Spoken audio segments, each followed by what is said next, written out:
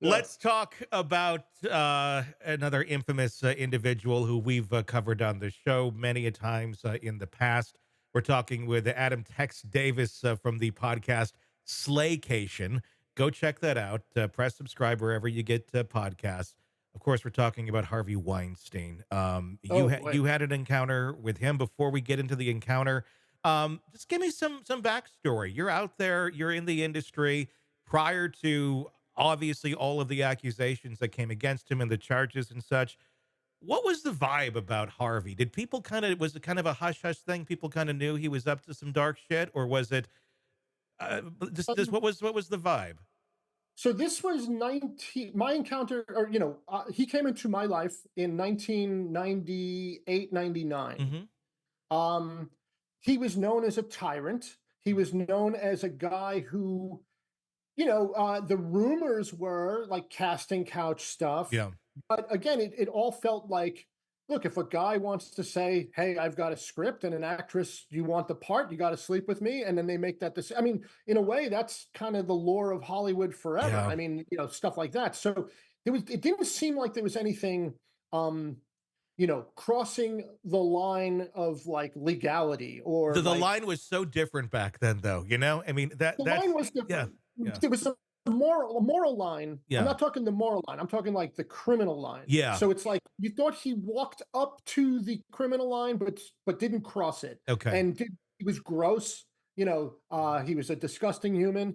Now here's the insight I got. Okay, so just to reframe, I had written a script, Hmm. and we went out with it, and it was a spring break comedy. Hilariously enough, the other movie was a spring break movie. I had written a spring break movie on my own because of a goofy thing that happened to me where I wound up on spring break with my family. Okay. Um, and it was like a teen sex family comedy thing. Teen Um, sex family comedy. Sounds like a project Harvey would be interested in. right? So the funny thing is, we had gone out with the script and nobody bought it. So I wrote a second script, and the spring break script that I wrote was what helped get me the other job. Mhm. But then, I started writing another script, which became Just Friends, the Ryan Reynolds movie. Mhm. And just as I was finishing up the Just Friends script, I get a call. You're not going to believe this. Harvey Weinstein was on a plane and he heard some of his underlings laughing. And he said, "What are you laughing at?" And they said, "There's a script that's really, really funny." So he said, "Give it to me." And he grabbed it and he started reading it, and he was dying laughing. And like they thought he was having a heart attack because he doesn't laugh that much. Mhm. Apparently, yeah, he loved it. So when the plane landed, he was like, call this guy. I want to buy this thing." Mhm.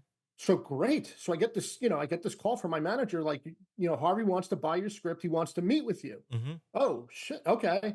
Now, again, I haven't sold anything yet. I'm barely in the business. But, you know, so I've taken a lot of, general meetings and stuff, but this is a big one. And Sure. wait, he might buy my script. So it's my first, be my And first sale. at that point in time, for the audience, just to understand and remember, nobody Harvey Weinstein isn't the Harvey Weinstein we know today. All of those allegations, all that was hush hush. So he was a mogul without a doubt in Hollywood at that time. So it's a big freaking deal at that moment to get that opportunity. Yeah. Also, he was known as the guy who started the true Oscar campaigning. Hmm. Like the fact that he was able to get an Oscar for Shakespeare in Love when it was going up against a juggernaut. I think that had already happened. And so it's like, yes, this is the guy who gets Oscars for movies. He's known for his brilliant taste and the way he can take a project and shepherd it to becoming, Miramax was making a lot of money. So yeah, we knew, yes, he's a tyrant and an ogre, but he's a force in Hollywood. Hmm. So I go to this meeting, and it's almost like like if I wrote the meeting, they would think I was just doing a caricature of him. Hmm. But there is no caricature. He is his own caricature. Hmm. He is exactly as advertised. Everybody in the office is totally terrified. Nobody will speak. Everybody's eyes are like averted and down because they don't want to make eyes with him. It's like if you took a tiger and you let it off the leash and it was walking around the office, everybody would have the same exact reaction. Yeah. Yeah. And they call me into the back room, and I go in there, and he's like, "Hey," and he sits me down, and he just immediately starts saying, "All right, so your movie's about a kid who goes on spring break with his parents, but let me tell you something. Kids hate their parents, so I want to lose the parents. Fuck the parents. Nobody wants to see their parents." And I was like, "Oh." But that's kind of where the comedy comes from, because like he's trying to, get with this girl and blah blah blah. But the parents are is like, nah, nah, nah. Listen, let me tell you something. I got a friend, this guy Fabrizio, and he fucks everybody. Like these actors, they have sex with this one and that one, but my friend gets to have sex with everybody. He starts naming names and doing this whole thing, and I'm like, oh my god, is this really happening? And at one point, he stops and he turns, and his female vice president of production is sitting in the room, and he's like, "Am I making you uncomfortable?" And she just like, no, and she just keeps writing in the pad. And he goes, "Oh, anyway, I had sex with this one and this one and this one and this one."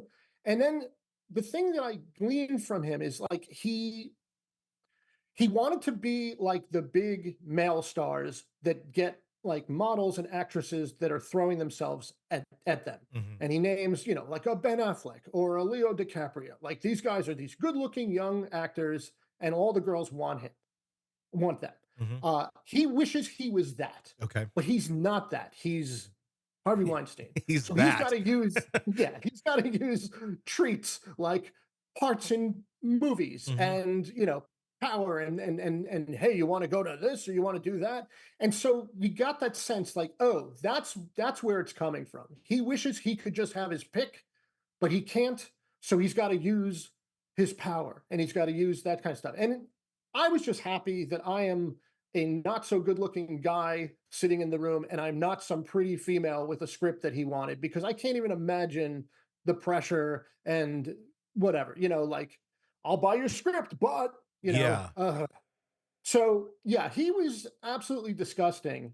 And the thing that kills me the most is, especially the way things have turned out, is at one point in the movie, there's a low point for the character, and his mom is being crazy and whatever.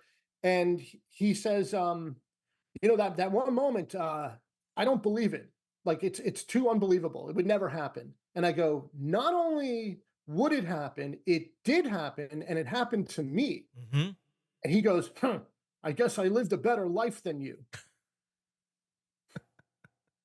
So now I look at all the fun that he's going through, Yeah. and I'm like, you know what? You probably don't say that phrase anymore. Probably not. Yeah. Probably not. My I God. feel like I'm doing a little better right now. Yeah, without a doubt. I mean, when you were going through that experience of that movie, I mean, was there anything that you had heard from anybody, on the cast or anything, where anything weird about Harvey, or did he Well, keep it? that movie never got made. Okay, okay, He but shelved it, I heard, because he didn't get to buy the next one. okay, Because I finished Just Friends and yeah, New Line snatched it up, but they had a first look deal with my manager. But I heard through the grapevine that he was not happy that he didn't get first look at that movie, so he just kind of shelved the other movie. And there had been two attempts to try to get that movie from them, other companies, uh huh, and they asked for too much money and wouldn't release it. yeah, So I had never heard the allegation. Like I had never heard any of the allegations like that came out. yeah, yeah, Again, I never thought he was the guy who was going to cross the line. I sure, thought he was smarter than that. hmm, Uh, but this guy, a lot of these guys, they think they're so powerful that they're not going to get caught. no, for the longest And time they were. I mean, for the longest time they were so shielded, and that's the scary part. And then suddenly it all shattered in the course of a year, which was yeah, shocking and but great at the same point. So those folks don't can't continue to do what they've been doing with their reigns of terror.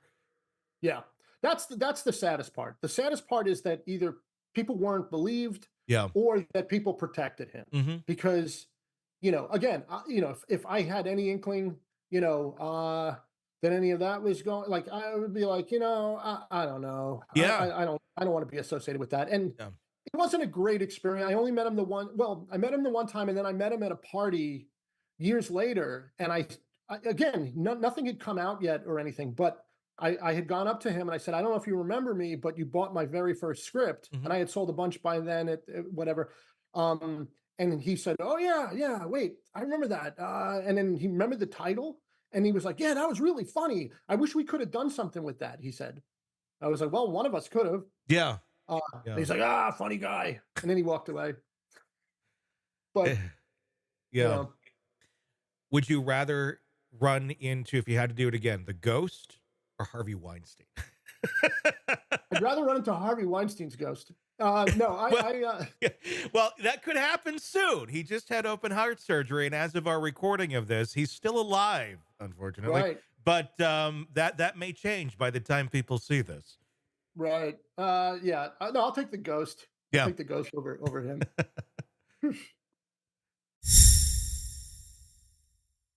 Hey, thanks for checking out the video. Be sure to follow us wherever you download podcasts, and especially Apple Podcasts, where you can get advanced episode and premium content on our premium channel right there. Also, be sure to follow us on social media so you don't miss any breaking updates on the stories that matter to you most. We're on TikTok, X, Instagram, Facebook. Just search Hidden Killers Podcast with Tony Brueski, and you'll find us right there. Again, thanks for watching.